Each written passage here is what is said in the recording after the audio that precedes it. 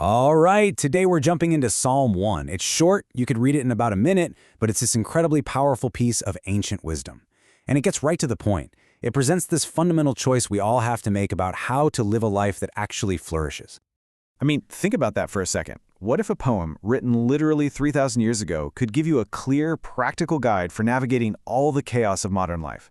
Well, that's exactly what Psalm 1 claims to do. So let's dive in and see what it's all about. You can think of Psalm 1 as the gateway to the whole book of Psalms. It's like a big signpost at the start of a trail, and right away it puts a critical choice in front of you, a fork in the road.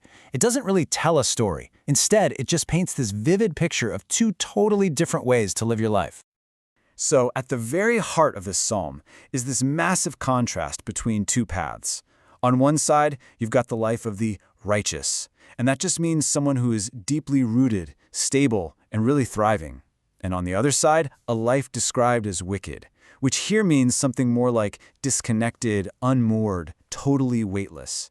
That simple framework is the key to understanding the whole thing.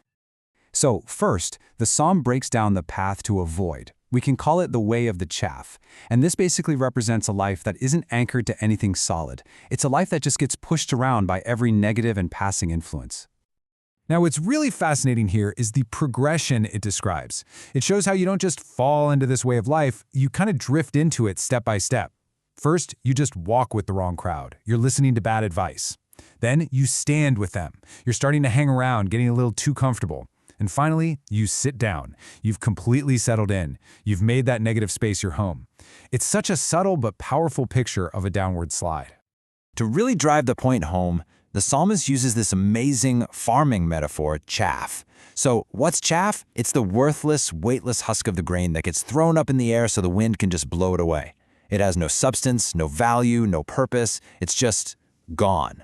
It's a really stark image of a life that has no real permanence or meaning. But okay, that's the negative. The psalm immediately gives us this incredible, compelling alternative, the way of the tree. This isn't a life that's just getting by.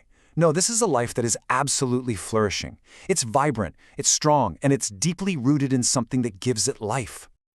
So you have to ask, right? Where does this strength come from? Well, the psalm says this person delights in and meditates on God's truth. And that word meditate in the original Hebrew, it's not about sitting silently. It's more like murmuring or repeating something to yourself over and over until it really sinks in and becomes a part of who you are. It's about constantly soaking in a source of truth that shapes everything you think and do. And the result of that kind of meditation is this beautiful image. But pay attention to the word planted. A tree doesn't just accidentally pop up next to a river, it's put there on purpose. This person is intentionally rooted in a constant source of life, that never-ending stream of water, and because of that, they can thrive no matter what's going on around them. So when you put these two destinies side by side, the contrast is just, wow, it couldn't be clearer. On one hand, you have the tree. It's planted, it's nourished, it's fruitful, it's resilient. On the other hand, you have the chaff. It's weightless, disconnected, empty, and just blown away. One life has substance and a future, the other is fragile and just disappears. Okay, so what does this all mean for us right now? Well, you can think of this psalm as a kind of spiritual compass.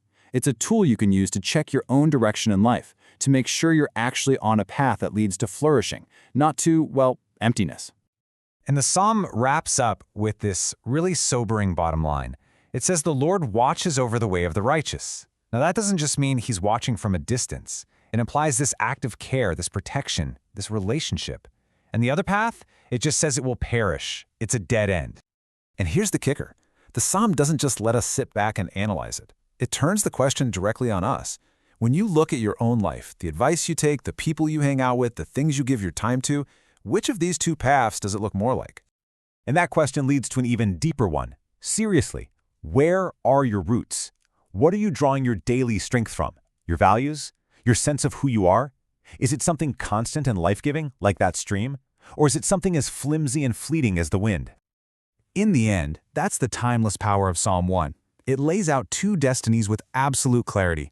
One path leads to a deeply rooted, fruitful life. The other leads to a weightless existence that just gets blown away. And the choice? The choice of which path to walk is, and always will be, ours.